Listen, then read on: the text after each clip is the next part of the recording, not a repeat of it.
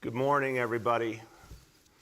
Well, we have a lot of important things to talk about today, but the most important thing is to talk about what happened overnight in this city, and I'm just feeling very, very sad right now. My heart is heavy.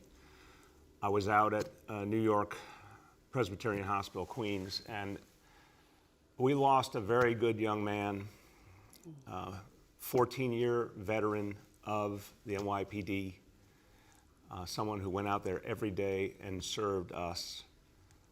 Blasio, epitome of a family man. He has a 6-year-old daughter, a 3-year-old son. I mean, it was heartbreaking. Commissioner Shea and I spent time with Anastasio's his wife, Irene, who was just going through hell, and spoke from the heart about the pain she was feeling. And just to think 2 children who, will not be seeing their daddy again, it was just horrible. And this happened because 2 different people were driving recklessly, under the influence, it appears, with suspended licenses. 2 different situations came together in this tragedy. Our officer lost, another life lost as well, a civilian, because of reckless driving. And it is a reminder that there has to be a relentless, continued effort to ensure more consequences for people who drive under the influence, for people who drive recklessly, for people who drive with suspended licenses. These are dangerous, dangerous things. And we've lost someone today, and we've lost so many others, and it has to end. But I just want to express my condolences to his family here and in Greece, and his NYPD family as well. And let's just have a moment of silence for Officer Sakos.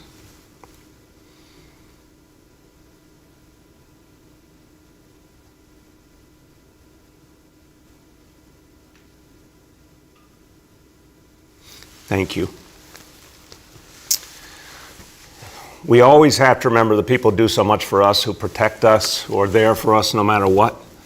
We saw that throughout the pandemic. Amazing efforts by our first responders, our healthcare heroes. So many people who were selfless and put their lives on the line and were just there for us every step along the way.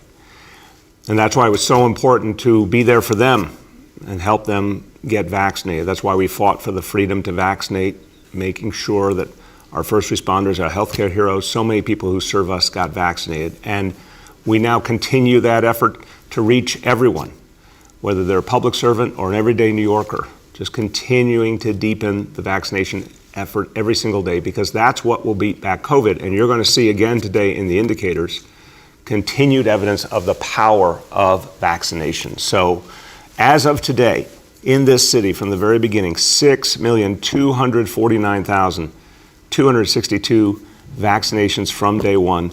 More vaccinations than there are people in the entire state of Maryland. This is a really impressive number. We have to keep it going, and that's why with all the city-run sites, Department of Health sites, health and hospital sites, we've made them walk-in sites now. It's really easy to get vaccinated, more than it's been almost the entire time.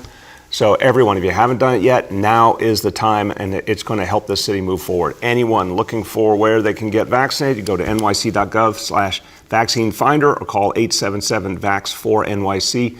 The important thing is to do it today. Go get vaccinated today if you have not. Literally just walk up to one of our sites, get vaccinated today.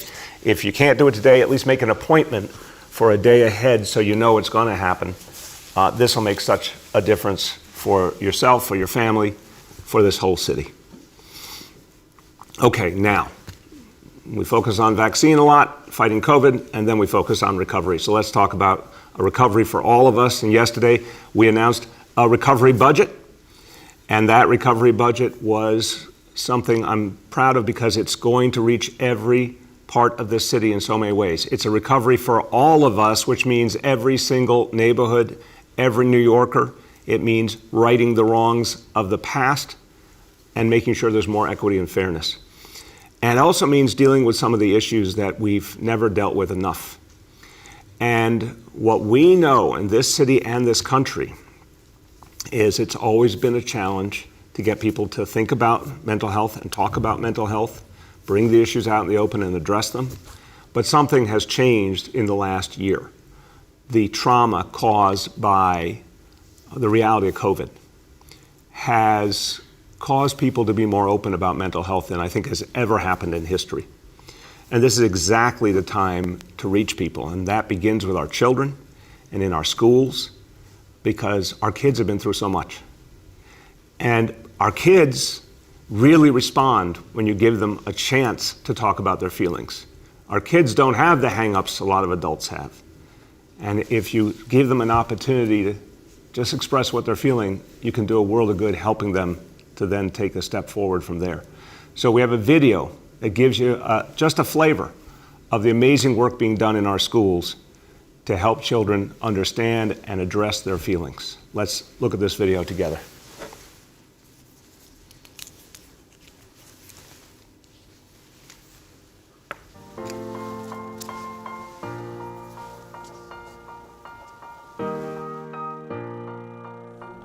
I want to know if one of you can tell me what you can do when you're frustrated or angry that doesn't hurt anyone. Meditate. Meditate. Oh, that's a good one. And just breathe in, stay calm. Try not to get your anger out. Deep breath. In through your nose and out through your mouth. In through your nose and out through your mouth. In through your nose and out through your mouth. Again. In through your nose, out through your mouth. Breathe in, breathe out. Breathe in, breathe out.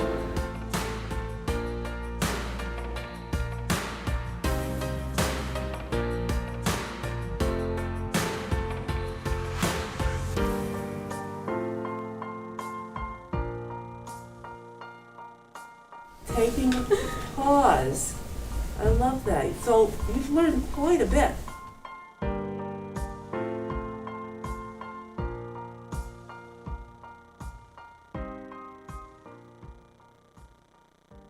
And kids are just so amazing, their ability to learn and then take what they learn and make it come alive. And those beautiful children there learning, to cope with the challenges they're facing. And let's face it, again, the trauma kids have been through in this last year is beyond anything that we've ever known before. So that's why we're going to do things we've never done before. And one of the most powerful elements will be universal mental health screenings. This is an idea that's been thought about in the past, but finally is going to happen. And it makes such a difference to have the ability to know what each child is going through, and then to have real professionals who can help kids who have particular needs, to have mental health services in every school. And our First Lady has been talking about this for a long time. How do we get to that point where there's mental health services in every school? She's been helping to build that foundation over years, and it was one of the reasons that we finally got to universal mental health screening is because of what she has been proposing for a long time now. And I want you to hear from her because this is something that's going to make a huge difference, and it's going to be available for every child and every family. So let's hear from our First Lady, Shirlane McCray. Thank you, Bill. Good morning, everyone. This is a wonderful day for students, parents, and families all across the city. And I think it's important for everyone to remember that our children feel everything that we're feeling. Last December, we sat right here and made an announcement that was a long time in the making, bringing academic and social emotional behavioral screenings to our public schools. And our plan was to start in the communities that were hardest hit by COVID-19. But we talked about the benefit it could have for every child, and how with federal support we wanted to make these screenings a reality citywide. Today, I am thrilled that we are bringing these screenings to every New York City public school this fall.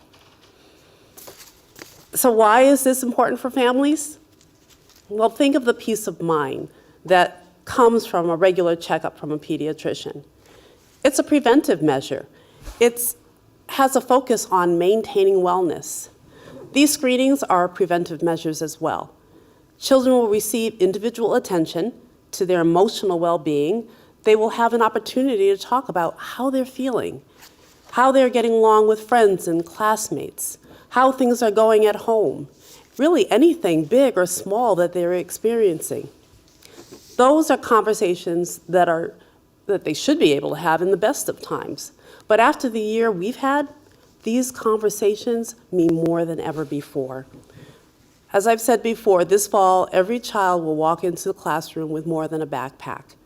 They will have so much to share. And transitions are experienced differently by every child. Some will be grieving. Some will be excited to see classmates again. Yet others may feel shy and uncomfortable. Some may feel just fine, but they'll be lonely and want someone to talk to. These screenings will help teachers and school staff assess their well-being. They will offer children more personal attention and appropriate support. And by reaching out and educating the whole child, academically and with social emotional learning, our school communities are ready to help our children excel in every way. Our children are our future. And with these advances, our New York City, our city, will be healthier and stronger in every way. Thank you. Thank you so much, Shirlane.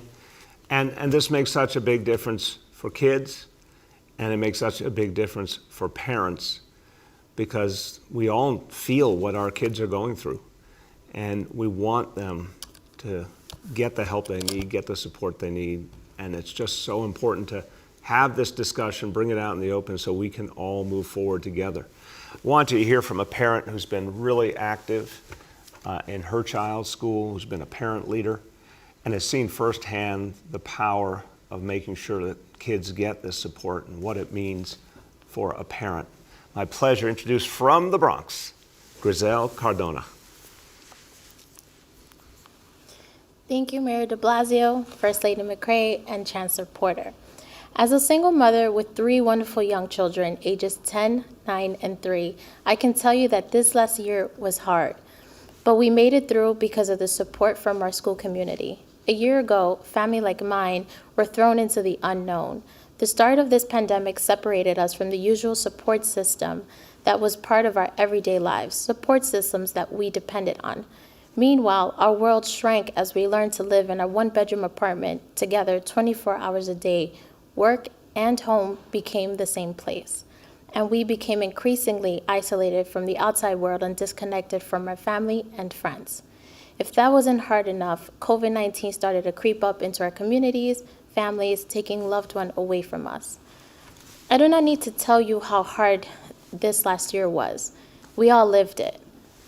In the midst of all this, my family turned to our public school and found support and solace from our wonderful educators and counselors. Because of the school's focus on being healing-centered, they immediately extended the hand and offered not only to my children, but to me as well with counseling and resources. Together, we learned how to express our feelings, our inner peace, and engage in activities like painting that brought us together as a family and helped us process our feelings. Something as simple as sending fidget spinners made a difference in our 1-bedroom apartment and showed me how committed our school was into supporting my family. While I am profoundly grateful for the support that I received, I can also say as a parent leader, there were many families who do not know where to go for support. And not because nobody wanted to help, but because our schools are already dealing with so much, just did not have the capacity to support everyone. The crisis taught us that there is no substitute for counselors and structured support systems to help us get through difficult times. We know that our recovery is dependent on investing in supporting the mental health of our children and families. That is why I'm so excited about today's announcement. It means that more schools will have the staff and support that they need to help families like mine when we reach out. It means that even more schools will have what they need to invest in being truly healing-centered. To the parents listening, my advice, after this past year, reach out when you or your children are struggling. Every school has caring adults and passionate educators who want to help, who you can trust. Work with your school to build parent support groups. We thrive when we talk about what is challenging us. Connect, come together as a community to heal. Thank you. Thank you, Griselle. That was wonderful. Thank you. And what a powerful statement there. Thank Come together as a community to heal. Thank you. Thank you, Griselle. And Griselle, I admire, you've been through a lot. Yes. But you showed a lot of strength. Yes. And you were there for your kids, and thank you. Thank you. And that's the message, everyone, that we can reach each other. We can help each other. And so today, announcing absolutely universal mental health screenings. Every child can be reached, but on top of that, now we'll have more ability to help the kids who need extra help, because we're also announcing that we'll be adding over 500 social workers and psychologists to our schools as part of their permanent staff to help address the challenges that kids are going through. We need to have mental health infrastructure in every school, and we're doing it as part of the budget we announced yesterday. On top of that, mental health supports this summer in our extraordinary Summer Rising approach. This is something you've never seen before in New York City, a universal approach as well. Any child who needs to have a great summer option will have Summer Rising available to them. All of these approaches, plus additional outreach to parents. And you're going to hear about all this from our chancellor. You're going to hear about the Parent University, a brand new approach to bring parents into this discussion and support them as they address the mental health needs of their children. All of this is going to happen in the coming months in a way we've never seen before as our response to this crisis, as part of our recovery for all of us. We're doing things that only were imagined in the past. Now they're actually going to happen in New York City. And I know our chancellor, who is so energized about so many things, understands how much this is going to mean for the parents and the kids that she serves. My pleasure to introduce Chancellor Misha Ross Porter. Good morning, everyone, and thank you, Mr. Mayor. Thank you, First Lady, for your commitment to the mental health needs of all of New York City's public school children. And I want to thank Griselle, because what you all don't know, and that is what's so important about this moment. We never know what anyone's dealing with, and I've watched this young lady be such a leader and a hero for parents across the Bronx. And so I'm so glad that our school system was able to be a support for her and her family when she needed it, while she's been such a support to so many people. The partnership that we have with our schools and our children and our families is critical, and it's part of the vision forward for New York City. It is hard to put into words how significant this moment and this historic investment is. As a principal, I saw every day how hard families work to provide the absolute best for their children. I saw how hard educators worked to comfort their students and take care for their families. As a principal myself, I made it a priority to have a full-time social worker on my staff. Linda Salazar was a dream to our school community, and she was not our mandated counselor. She provided additional social emotional supports, and her services and her relationships with mental health organizations outside of the school are the reason so many young people graduated who were struggling in ways that we couldn't see. Today, though, that support arrives for more schools across New York City. Today's announcement means we will add over 600 new social workers, school psychologists, and family support workers into our schools. This means, and this is something that was really important for us at LGJ and what we had in Ms. Salazar, it meant when we saw something, we had somebody to go to. This means educators will have someone they can work with to help provide the help young people need in schools. Starting this summer, we will have staff on hand at every Summer Rising site to support the mental health of our young people. And as teachers and students come back together this fall, many for the first time in 18 months, every school will have access to mental health supports in September. We will make sure every educator has both the training and resources necessary to help identify social emotional issues at their school that students may be grappling with. We will also be providing trauma-informed care trainings to every early childhood staff member who works with students and parents.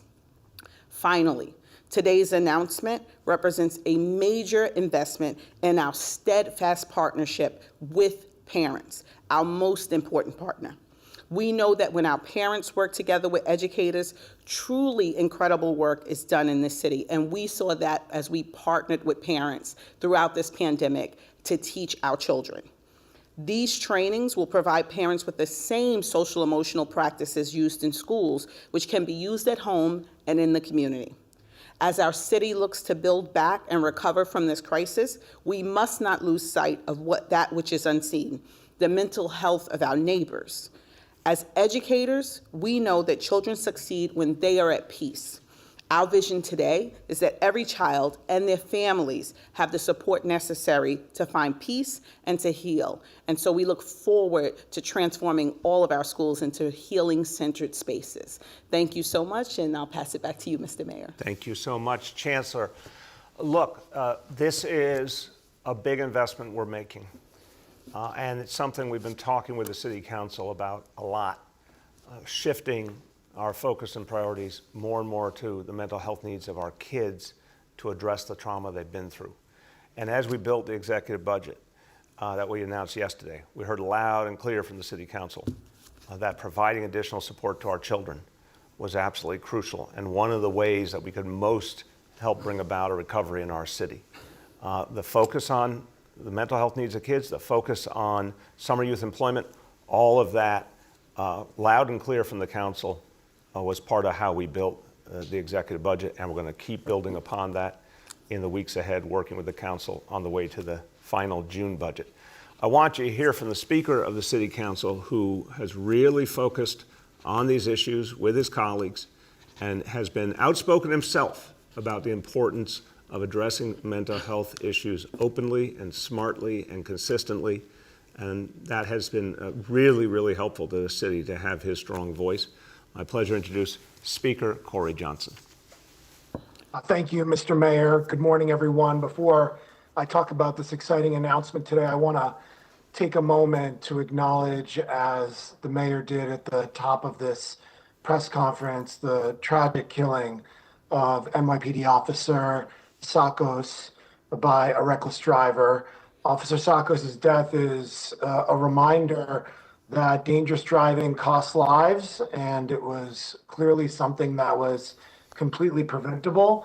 My heart goes out to his wife and his two small children, to all the members of the NYPD who are grieving his loss this morning. Now, as you heard from the mayor and the first lady and the chancellor, the past 13 months, as everyone knows, have been unimaginably difficult, especially for young people and our students.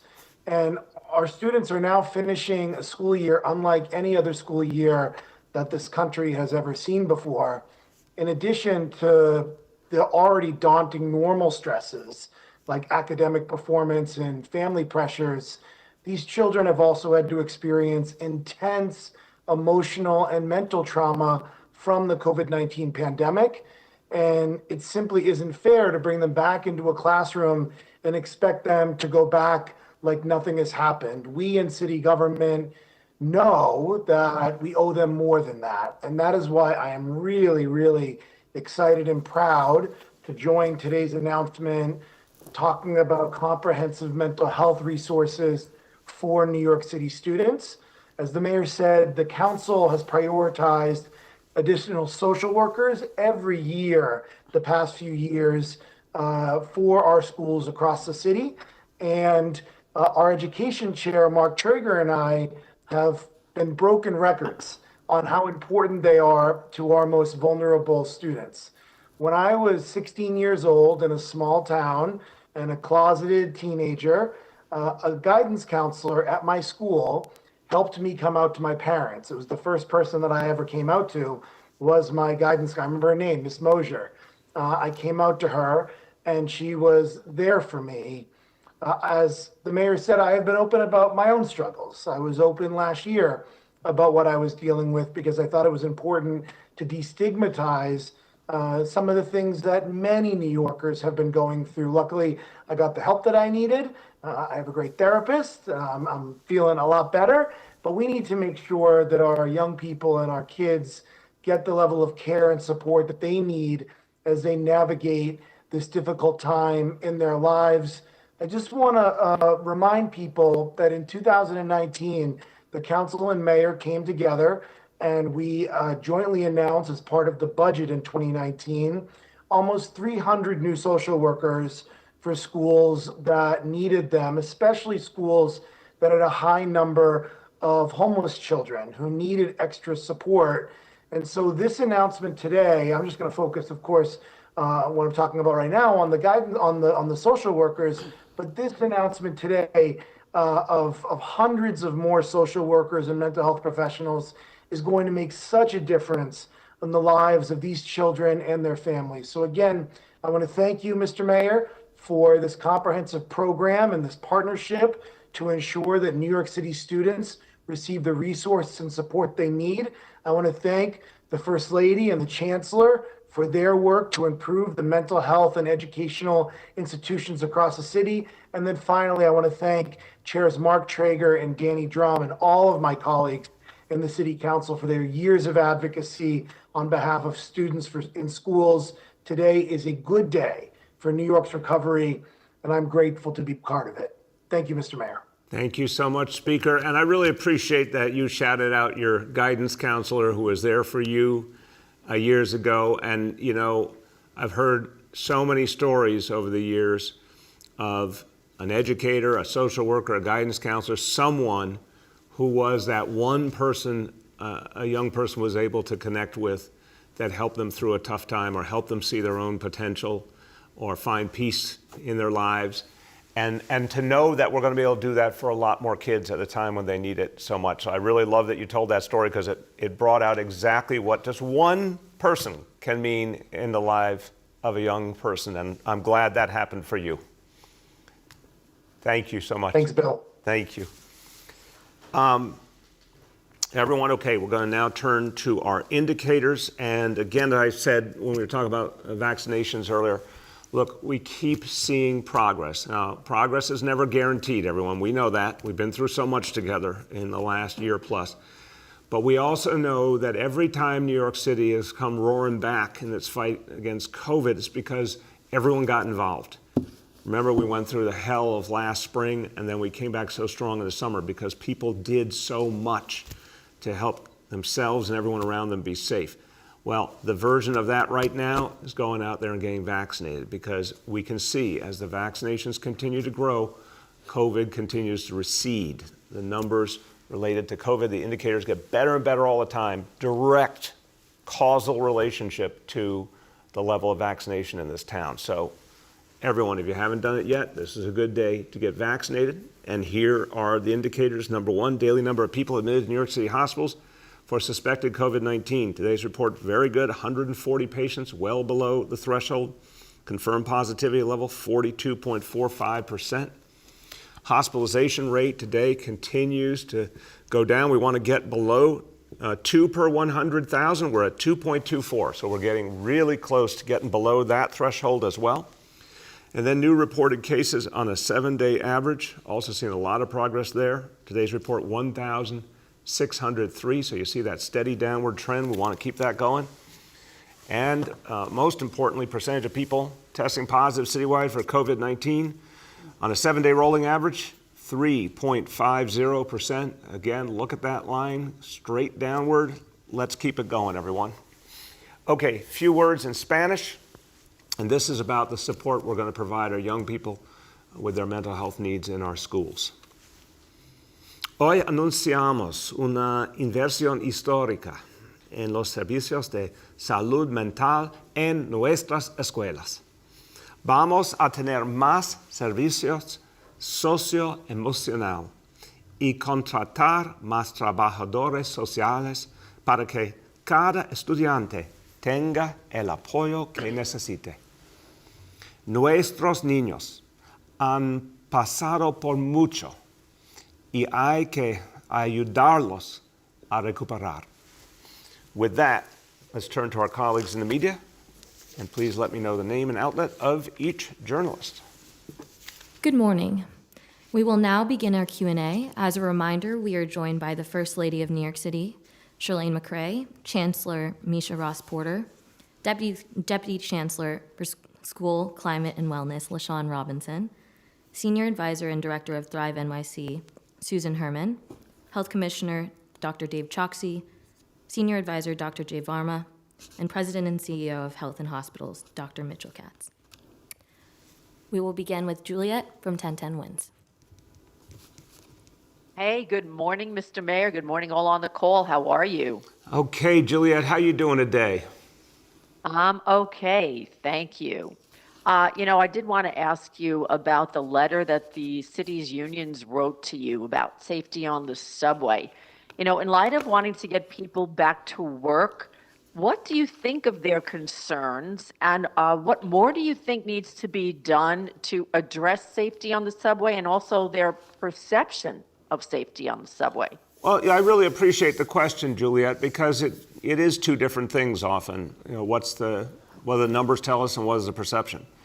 I think when working people say they feel that they need more help, I always take that seriously. So the people who work in our subways, who keep New York City moving, we depend on them. We want to keep them safe.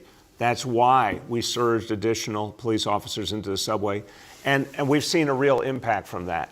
But when it comes to the perception issue, I think it's really important to recognize that clearly having that kind of police presence does have an impact. What we've seen is continually increased ridership. So that's the people voting with their feet, Juliet. The people of the city more and more are getting back on the subways. Overall crime in the subways has been down compared to historic levels. We know that the additional presence in the NYPD is making a big difference, and we'll keep making adjustments.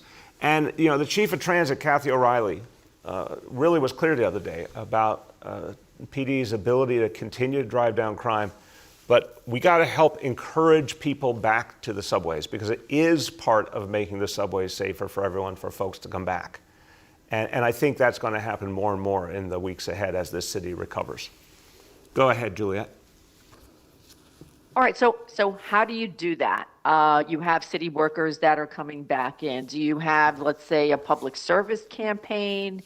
Do you add, vaccination sites in the system? How do you get people back there and feeling safe that they're okay to get on the subway and not get hassled by, somebody who's troubled or mentally disturbed or somebody who's going to hold them up? Well, again, I think it's really been important that the subways have been cleaner. That's an initiative the city and state worked on together. That clearly has had an impact. The additional police officers had an impact. We're continuing to do a lot of outreach work to help folks with emotional needs in the subways, and that will deepen.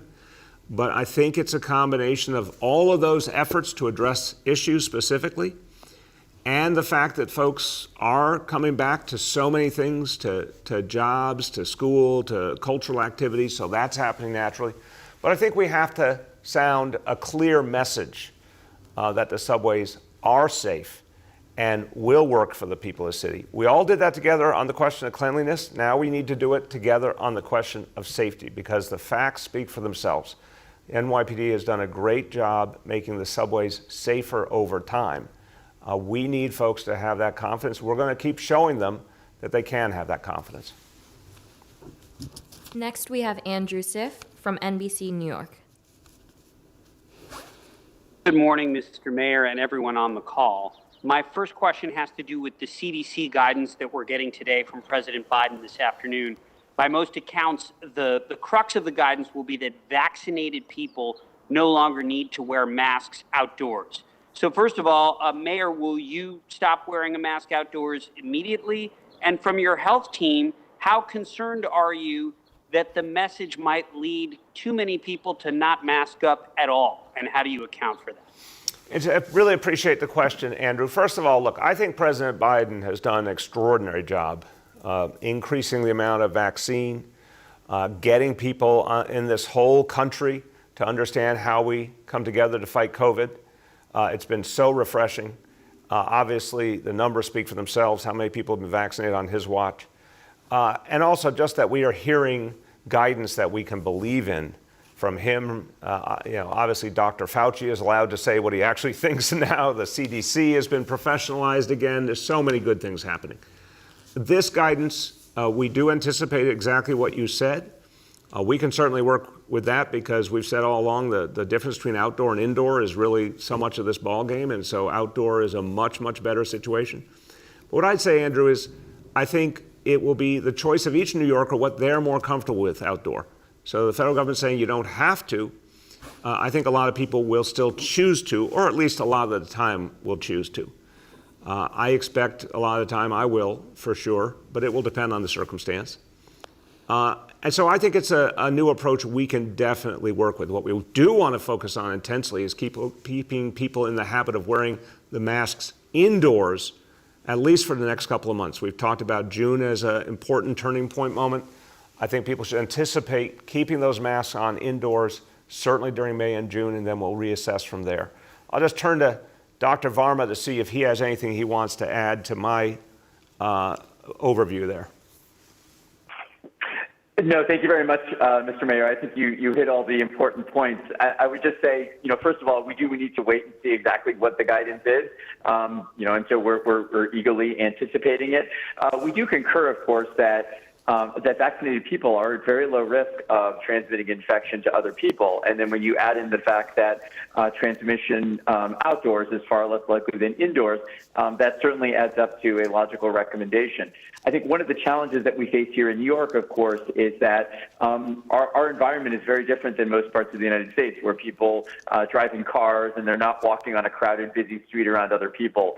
So we also have to factor in things like norms, politeness, getting people habituated with the fact that they still need a mask if they're going to be entering an indoor setting as well, too. So we look forward to reviewing the guidance in detail and seeing how best to apply it to New York. Thank you. Go ahead, Andrew. Second question is on behalf of my colleague, Melissa Russo, who's reporting on the census today. And we've now, of course, heard that New York came up 89 people short, and that's going to cost a congressional seat. One of the mayoral candidates, Sean Donovan, has laid the blame at your feet, suggesting that while you were distracted running for president, that could have been time better spent drumming up support for the census. Do you acknowledge that perhaps you could have done more on that front? And if not, what should have been done to get those 89 people? Yeah, Andrew, that's preposterous, honestly. I think someone should get a calendar over to Sean Donovan. The census took place in 2020, long after I was doing anything on the national level. And our focus was on building a huge census apparatus that was so strong and so grassroots focused that actually we managed to achieve the same level of census response in 2020 during a global pandemic as was achieved 4 years earlier. So under incredibly tough conditions, with the President of the United States trying to discourage immigrants from filling out the census and everything else, we built a massive grassroots apparatus, organizing apparatus, to go out there and achieve what a lot of people thought was impossible.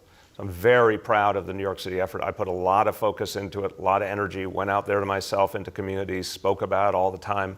I feel great about that. I don't feel so good about the state. I think the state could have done more. I don't think the state moved the resources it should have at the time it should have to build the same kind of approach New York City did. It would not have taken much more on the state level to reach enough people, because remember, this was not just about New York City, Andrew. This was about the state of New York, and I think that's where the missed opportunity was to count more of our people and get us a better outcome. Next, we have Nolan from the New York Post. Hey, good morning, everybody. Hey, Nolan, how you doing? I'm all right, Mr. Mayor. How are you? Oh, tough morning, but we're moving forward. Yeah, I understand that, and obviously everybody's thoughts are with the family of the officer. On to the issues of crime and of shootings in the city, sort of the follow-up on Juliet's question. There have been pushes, as you know, for more police officers in the subway. You've promised to deploy an extra 200 officers this summer. We've had our worst week for shootings so far this year. Are there any plans to accelerate the NYPD's effort to combat the shootings? Everything we've laid out in the last few weeks, absolutely, to me, is acceleration. We're building up a host of new approaches that are starting now, that will be in full gear ahead of the summer. The number of gun arrests, I mean, you look last night alone at the gun arrests that the NYPD publicized just from the last 24 hours. Extraordinary work is being done by our officers getting guns off the streets. What is truly going to supercharge this is next month when we get the court system back, and then the whole process begins in earnest to take folks who have been arrested on gun charges, prosecute them, and if they're found guilty, they're going to be out of circulation. That's going to change everything. So a lot is happening now, and it's going to build up even more so in the month of May. Go ahead, Nolan. Yeah, Errol Lewis put the question to you last night, and you didn't really answer, so I figured I'd put it to you again. The shooting strategy for this year is basically the same as the shooting strategy for last year. Shootings last year were up 100+%. Shootings so far this month are clocking in at 150% above the same point in time last year. For the week, they're up by 250%. So at what point do you acknowledge that the current strategy isn't working? Nolan, again, I keep saying to you guys, when you ask that question, put it in the context of a global pandemic, a perfect storm that caused all elements of our society to grind to a halt. It's just not realistic to say, that happened and didn't have an impact. That had a profoundly negative impact. And a huge number of police officers were out sick. There are so many aberrant realities. This year, we have so much coming back the other way. More and more activity. The subways are coming back to life. Businesses are coming back. Jobs are coming back. Schools are coming back. On top of that, NYPD, the 35,000 officers, not losing a huge number of officers to COVID as they were all the time with people out sick. There's so many different factors now that are going to have more and more of an impact with every passing week. It takes time, but we know the strategies, CompStat, precision policing, neighborhood policing, these strategies have worked for years and years and years, and they're going to work again now that we're getting the life of the city back. I don't have any doubt about it. I think they're proven approaches. Next, we have James Ford from Pix 11. James? For taking my call. Hey. Do you hear me okay? Yeah, how you doing today? Okay, I'm doing okay, and like everyone on the call, my condolences to this officer's family and to the members of the NYPD. This is sort of a follow-up to Andrew's question and maybe a bit to Dr. Varma's comments. Can you elaborate?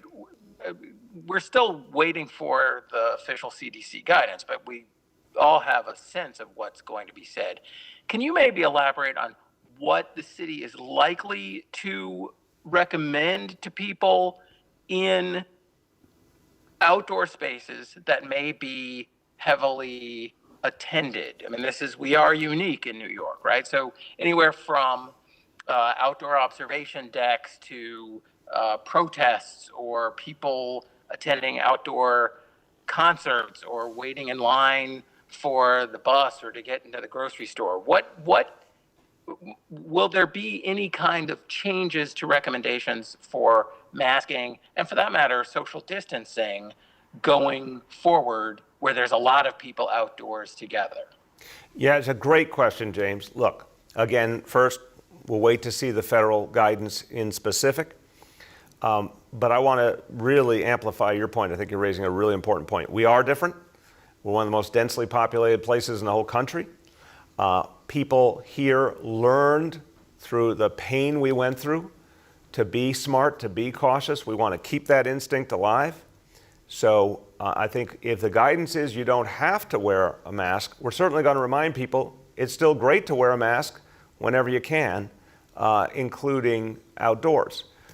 It's going to be, if I understand this guidance, the idea is that it's more of a choice, but I'd say in the context exactly that you say, if you're in a crowded place, if there's a lot of activity, that's a great time to keep wearing a mask.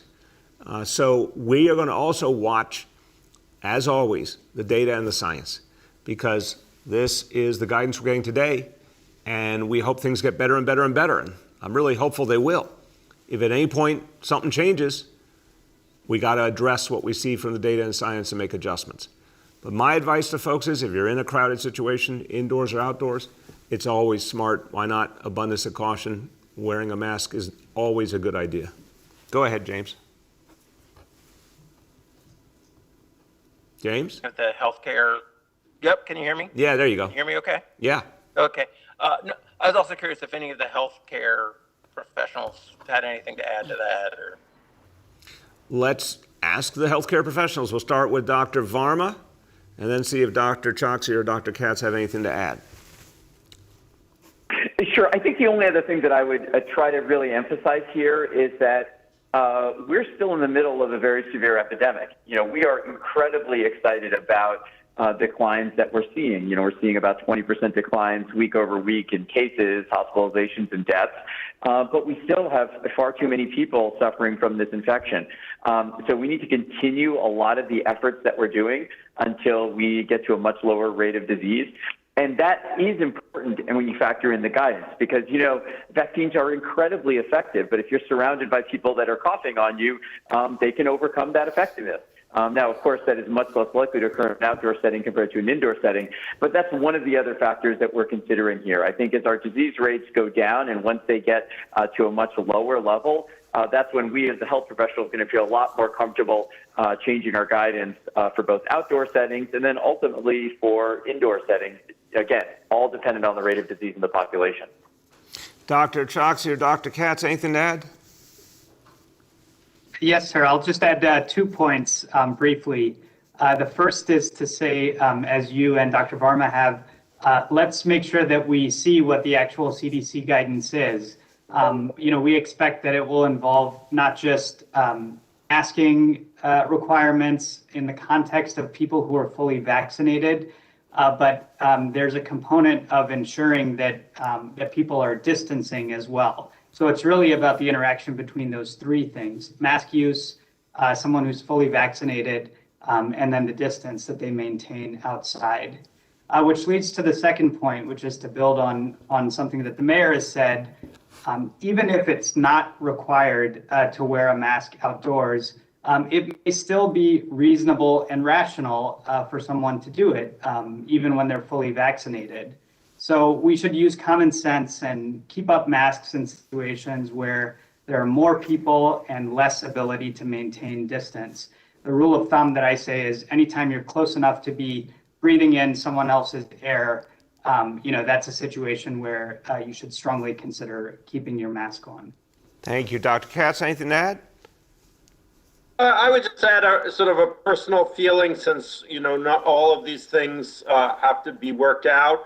When I was by the beautiful Hudson River over the weekend, sitting with a friend of mine who's vaccinated, I felt very comfortable taking off my mask. There was no one near us.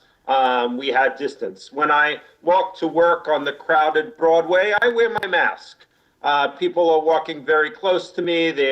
I feel like there is, as Dr. Choksi said, the possibility of someone coughing on me or someone breathing on me. And even though I feel very good about the vaccine, we know it's not 100%. And I think most New Yorkers are very sensible and will make decisions like that. That is, you made it very real life there. Thank you, Dr. Katz. It was news you can use. Okay, next. Next, we have Michael Gartland from the Daily News. Morning, Mr. Mayor. Hey, Michael. How you doing? I'm all right. I wanted to ask you about this report Stringer's office put out today. I'm not sure if you've seen it yet, about the city's payments to Global Medical Supply Group for ventilators. And I mean, based on what I've read so far, it appears the city basically got scammed out of several $1 million and is still trying to claw back close to $2 million. And, reading what is in this report, it seemed pretty obvious that this was, and I understand, we were in a huge crisis at the time, but it seems like there are a lot of red flags here. And Stringer is talking about going back to the old procurement rules, and I'm wondering, is the city going to be able to get back this money? Looking back, are there things the city should have done where the city could have better avoided this sort of predicament? So, Michael, first of all, have not seen the report. Second of all, I'm sure that real efforts are going to be made, intense efforts are going to be made to get the money back, and we'll get you an update on that. But to the bigger questions, having lived through every minute of the crisis from a command perspective, we had a team of folks scouring the world trying to find us equipment and supplies. It was literally an hour-to-hour, minute-to-minute thing, trying to get enough ventilators to save lives. And it was not business as usual. With all due respect to the comptroller, that's doesn't reflect what it was really like to be in the middle of a kind of wartime dynamic, a crisis dynamic, trying with everything we had to find ventilators to save lives where they were almost nowhere to be found. And we had to take calculated risks. I think the folks who did this work were smart, they were careful, but their number one job was to save lives. And overwhelmingly, they achieved, I think, some miraculous outcomes. There were points when it looked like there was just no way in the world we would get the ventilators we needed. Our team managed to find a way, and to actually find a way to produce ventilators in New York City, which was extraordinary. There were times we were this close to running out of PPE. They did extraordinary, unbelievable things to find supplies all over the world, and on top of that, built PPE supplies right here in New York City, which we hadn't done before. No, I think in the real world conditions, the most important thing was that the supplies and the equipment were there in time and the lives were saved. Go ahead, Michael. The other thing I wanted to ask you about were the stories on Governor Cuomo today. I'm not sure if you're aware, but he took questions directly from reporters yesterday. And I'm going to read you a quote from him, and I'd like to just see what you have to say about it. He was asked about Tish James' probe, and he said, the report can't say anything different because I didn't do anything wrong. And I know you're aware of prior comments he made, and I'm just curious, based on the quote I just read to you and the prior comments, what do you make of that? I'm trying to remember the lyric from the song. Is it living a life of illusion or living a life of delusion? I can't remember exactly what it was, but that's what we're seeing here. I mean, this, it's clear with the fact that there was a cover-up of the nursing home scandal is documented. His top aide said it in front of a group of legislators. We have numerous women who have come forward and talk about sexual assault and harassment. I mean, these things are documented. So I don't understand how he's saying that. I think the investigations will proceed, and I absolutely assume the investigations will prove, in fact, something very wrong happened. Next, we have Jessica Gold from WNYC. Hi, everyone. Thanks for taking my call. Mr. Mayor, as you know, the Times reported a significant portion of Americans are skipping a second dose. And we wanted to know if that's true for New York City. And maybe relatedly, sources have told our health desk that the city sites are now offering second shots to people who got their first shots at non-city providers. So we were wondering if that's an effort to address this issue with second shots. Let me give you the facts as I have them, Jessica, and then turn to Dr. Choksi and Dr. Katz for what they're seeing through their operations. I do want to say the intrepid Bill Neidhart, always concerned to do fact-checking, handed me a note. It is Living a Life of Illusion by Joe Walsh, who obviously collaborated with the Eagles in his heyday. Thank you, Bill, for always getting the facts right. Okay, here's what we have, Jessica. Right now, fully vaccinated for New York City, about 2.3 million. And then folks who have received at one dose at least is 3.4 million, which is 52% of adult New Yorkers. Now, the last I checked in the last few days, we were seeing pretty steady results with second dose appointments. And we definitely want to keep it that way. And there are situations where sometimes people get a second dose somewhere different than where they got the first dose, and we can work with that under the right circumstances, certainly. But our goal here is to keep reminding people to get that second dose, however works best. We're going to accommodate them and keep this progress moving, because we still can get to the goals we need, and clearly it's helping us drive back COVID markedly. But in terms of what we're seeing, especially in recent days, Dr. Choksi, Dr. Katz, what can you tell us about folks getting second doses? Yes, sir. I'm happy to start on that. The article that was mentioned reported a national average of about 8% of people who are missing their second doses. For New York City, based on our data, we are doing significantly better than that. It appears that less than 5% of people are missing their second doses within the 42-day window that's recommended for the follow-up with the second dose.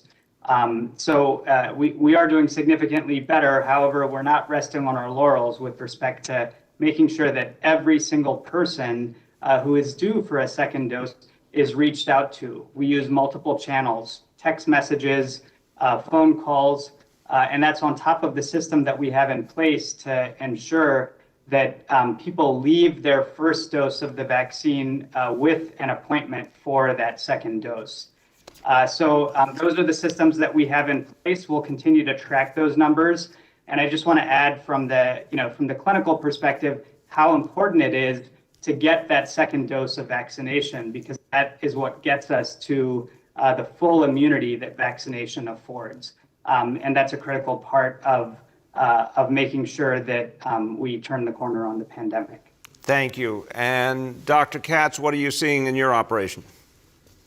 As Dr. Choksi said, New Yorkers are very good at getting stuff done, right? That's part of the nature of a New Yorker, right? We get stuff done, and our numbers are much better than the national numbers. And I'd also point out, we don't believe that if someone gets that second shot beyond the 42-day period, we don't think there's harm in that. We, of course, want them protected as soon as possible, but sometimes people have a legitimate reason. They may not be able to get it within that window. And we keep up in terms of calling them, texting them, writing to them to get them in for that second shot. Thank you, sir. Thank you, Mitch. I like your quote, "We get stuff done." I think that is a perfect summary of what's good about New York City. Go ahead, Jessica. Okay, I had a second question on education, but I did want to clarify from that first question, just if you can get a second shot at a city site, if you haven't gotten one there, your first one there, including walk-ins, and if that has to count as my second question. No, we'll it's an important clarification. Hold your education question for a second. Dr. Choksi, obviously we're going to accommodate anyone who needs a second shot. Can you talk about sort of the right way to go about it? If someone is seeking a second shot, they got their first shot even in another state, or they got another center, but they want to get their second shot at a city location, clarify the right way to go about that. Well, you said it exactly right, sir. We want people to keep their second dose appointments if they've already made them, go back to the same place where they got their first shot optimally.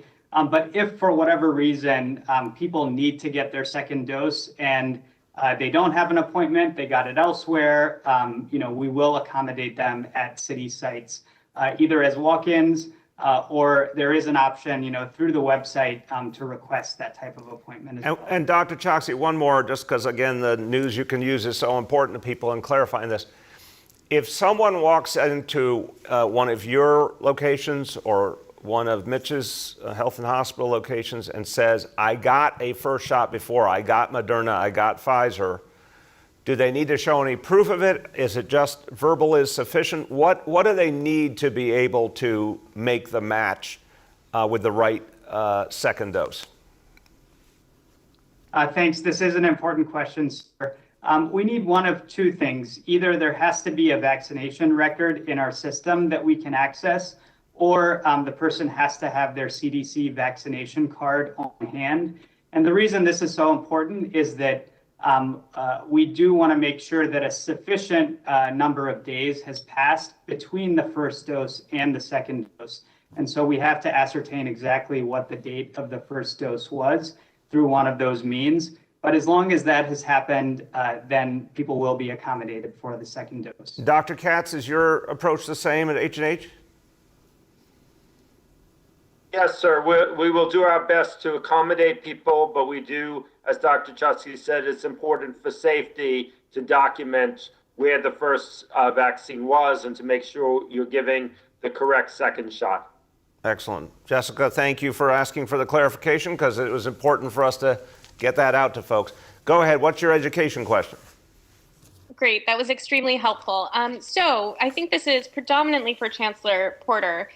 Local parents and also some state lawmakers are calling for schools to require and then provide more Asian American history in schools.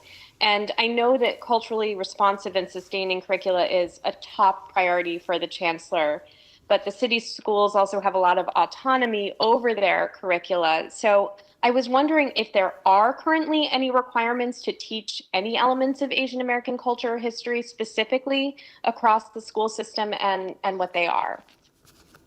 So, go ahead. Go ahead.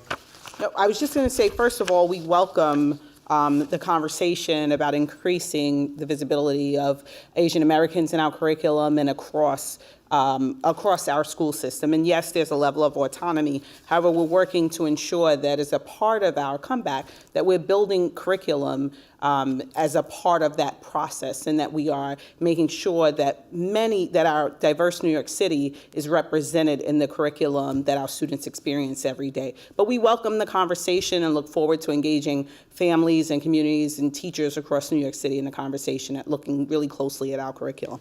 And just to clarify, Chancellor, I mean, I think there was some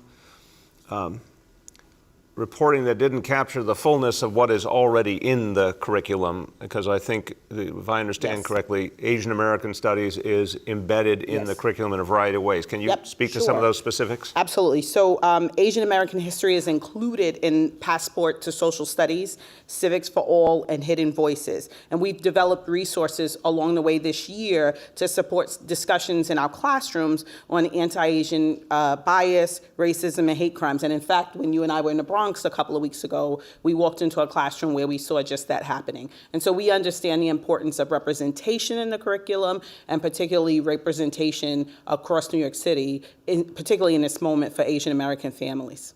Thank you very much. We have time for 2 more questions today. The next question goes to Steve Burns from WCBS 880. Hello, Mr. Mayor. Good morning. How are you? Good morning, Steve. How you doing today? I'm all right. I wanted to follow up on Michael's question regarding the comptroller's report. I understand you haven't seen it yet, so you may not be able to go into too much detail, but one of the recommendations was for your office to go back to normal procurement rules. Given that we're no longer in that crisis wartime dynamic that you described, why are usual procurement rules still suspended? Yeah, I'll get you an update, Steve. First of all, to say our procurement rules have a lot of value to them, but they are inherently, they create a lot of slowness. There's no question about it. A lot of checks and counter checks. And in a crisis atmosphere, you've got to figure out how to move things quickly. And there are still elements of this equation that we still have to act quickly on. We're still in a very dynamic situation. The COVID crisis is not over. But that said, there still are checks and balances that are maintained at all times. So let's get you the exact way the rules are being applied now. But I want to caution, the first thing we have to do is defeat this crisis.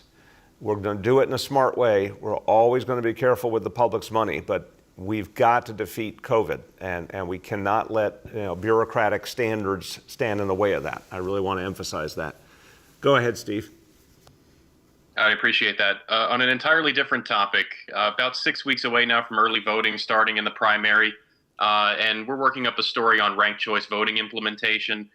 given that you're one of the few people in the city not running for office next year, I wanted to see if you could be somewhat candid and talk about your confidence in the new ranked choice voting system, the education, the outreach. Obviously, there is a lawsuit from some members of the Black, Latino, Asian caucus on the council saying it's unfair to voters, and the outreach just hasn't been there enough for there to be enough understanding on this new concept. So what is your confidence level that this will there will be enough outreach for this to be fair implementation in time for June? Yeah, I'm worried, Steve. I'm worried because I think the level of focus on the election is so much lower than any mayoral election I can remember, for the obvious reason that we're still fighting the COVID pandemic. And I think the amount of dislocation that's happened in people's lives and just how much people are struggling to move forward means here we are less than 2 months before a mayoral election. It doesn't even feel even slightly like it's felt in the past 2 months before Election Day. And I worry that with that kind of artificially low level of focus and interest, that's exactly when the new election system is being introduced. No one could have anticipated that, obviously. At the time that the referendum was passed on ranked choice voting, there was no COVID in our lives. But it's going to take a lot of work to catch up. I certainly want to see more from the Board of Elections, and we're going to try and figure out how to very quickly take additional actions to educate people. And I would urge, every civic group, every community group, elected officials, everyone to do everything you can to educate people how the system works, or else we could see a lot of people disenfranchised. If folks don't realize the power of putting a second choice and a third choice and a fourth choice, if they don't do that, they're going to lose their votes in large numbers. So there's definitely work to be done here. Go ahead. Our last question for today goes to Jeff Mays from the New York Times. Hey, good morning, Mayor. Thanks for taking my question. My first question is about the hotel special permit. I'm wondering, the Office of Management and Budget has calculated that that such a permit could cost the city $7 billion by 2035. I'm wondering, why do you support the idea of a hotel special permit, given the cost that's been laid out by OMB? Yeah, Jeff, I do not believe that's a definitive analysis from OMB. I believe that was one analysis done at one point, but that's not the final word by any stretch, and it certainly doesn't take into account everything that's happened in the last year or so. Right now, the hotel industry, we're going to do everything we can to bring them back strong. We obviously have announced a huge new tourism promotion effort. We're doing everything we can to bring back our economy. But I think we can safely say it's going to take several years for the hotel industry to regain the kind of strength that it had pre-pandemic. There's no lack of hotel rooms in New York City right now. I think what's going to happen in the future is you will continue to see hotels develop. But what we're working to do is to make sure there's community input. Hotels have an impact on surrounding areas, particularly if they're more residential areas. We want to make sure that there are clear standards. So I think this is going to have a good impact for communities, but a very limited impact on the hotel industry anytime soon. And then when hotels are full up again and tourism is booming again, I think the market will adjust and you'll see new hotel development. Go ahead, Jeff. Thank you. Mr. Mayor, yesterday you said the police budget is roughly flat under the budget you proposed. I'm wondering, what do you say now to activists and others who have been calling for further cuts to the police budget, to use that money for other social services and other things that they think will reduce the need for policing? I think we thank God right now, because of the actions of Joe Biden, Nancy Pelosi, and Chuck Schumer, and Carl Hastie and Andrea Stewart Cousins, we have, for the first time in a long time, the resources we need to invest in our schools, to invest in mental health, in summer youth employment, so many things that are going to be crucial to our recovery. So what I announced yesterday, $98 billion plus recovery budget really speaks to a lot of the concerns that community members have had about shifting resources towards young people, towards education. It allows us to fully fund the affordable housing plan for 300,000 apartments. That's going to serve 700,000 or more folks. Ultimately, there's so much that we're now able to do. But when it comes to the police side of the equation, I think where we are now, which is essentially where we were back in June, 35,000 officers, renewing our focus on neighborhood policing, a whole host of reforms, and tremendously focused work to bond police and community back together again. I mean, that's the ultimate way to fight crime. That's what this budget does. So I think we're in the right place on the police budget. I think we're finally in a position to make huge, vast additional investments in terms of youth services, social services, education, all the things that communities have asked us to put more into. We're doing that right now. And I'll finish on that note, because it really does wrap together so much of what we're doing today. Yesterday, we announced our recovery budget. Today, the focus on mental health, at a moment in history where people are thinking about and talking about mental health like never before. We're going to do something revolutionary in New York City, mental health screening for every single child in our schools. And by the way, that is not just about dealing with the trauma of COVID and this moment in history. As our First Lady will tell you, if we reach young people early, if we identify a challenge or a problem, it can be addressed, it can be treated. The biggest problem with mental health is when a challenge goes unrecognized for years or even decades. Think about what it's going to mean for families all over the city, that if a young person has a need, it's actually going to get addressed right now. That's going to make all the difference, and that's the kind of thing worth investing in. Thank you, everyone.